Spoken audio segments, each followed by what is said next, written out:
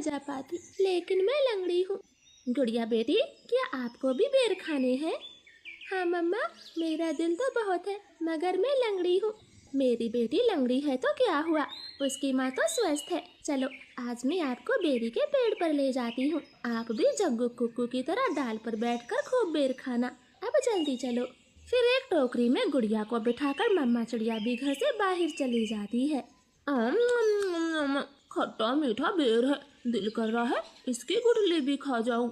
नहीं जग्गू, गुठली नहीं खाना, बेर बहुत है, तुम बेर को ही खाओ। मैं तो कुछ बेर अपने घर भी लेकर जाऊंगा। कोको दोस्त, वो देखें, आपकी मम्मा भी इसी तरफ आ रही है, शायद उन्हें भी खट्टे मीठे बेर खाने होंगे।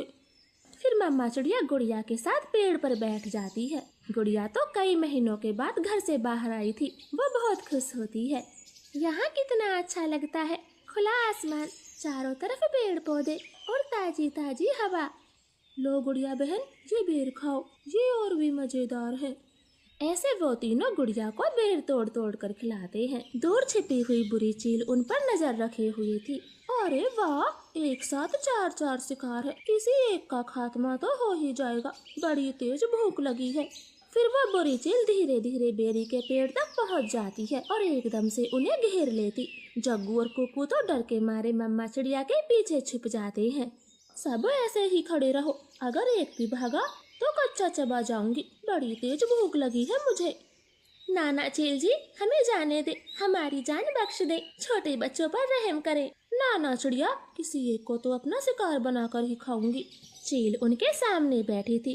तभी धीरे से जग्गू कौवा कुक्कू के कान में बोलता है, कुक्कू दोस्त, इस चील को गुड़िया को सौंप देते हैं, वैसे भी गुड़िया लंगड़ी है, ये जी कर क्या करेगी, कम से कम हम तीनों की तो जान बचेगी। जग्गू की ये बात सुनकर कुक्कू तुरंत अपनी माँ से बोलता है, मम्मा मम्मा, गुड़िया को यहीं छोड़ दो और चलो यहाँ से, हम अपनी जान बचाते हैं।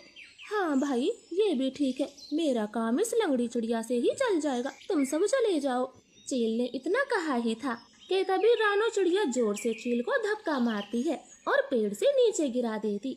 जग्गू कुक्कू, गुड़िया को साथ लेकर यहाँ से भाग जाओ, मैं इस चील को आपके पीछे नहीं आने दूंगी, बेटा जल्दी से भागो यहाँ से।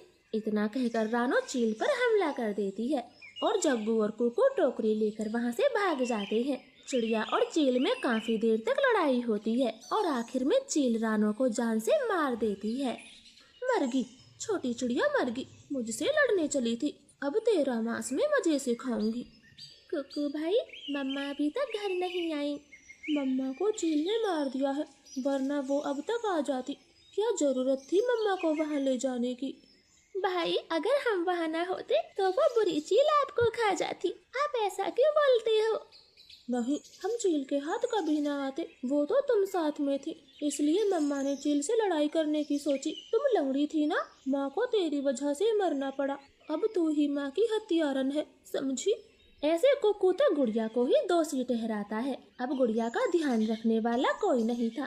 कुक्कू सारे दिन बाहर घूमता फिरता, वो लंगड़ी बहन का बिल्कुल भी ख्याल नहीं रखता, चाहे वो भूखी हो या फिर प्यासी हो।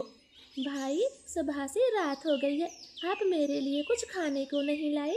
जंगल में भोजन की कमी हो गई है, अपना पेट भरना ही बड़ा मुश्किल है, ऐसे में तेरे लिए दाना कहाँ से लाता? ऐसा बोलकर कुक्कू तो सो जाता है। गुड़िया को पूरी रात नींद नहीं आती, क्योंकि वो तो कई दिनों से भूखी थी। मम्मा मम्मा, अगर आज आप जिंदा होती तो मेरा कितना ख्याल रखती, अब तो मुझे भी भूखा सोना पड़ता है, मैं क्या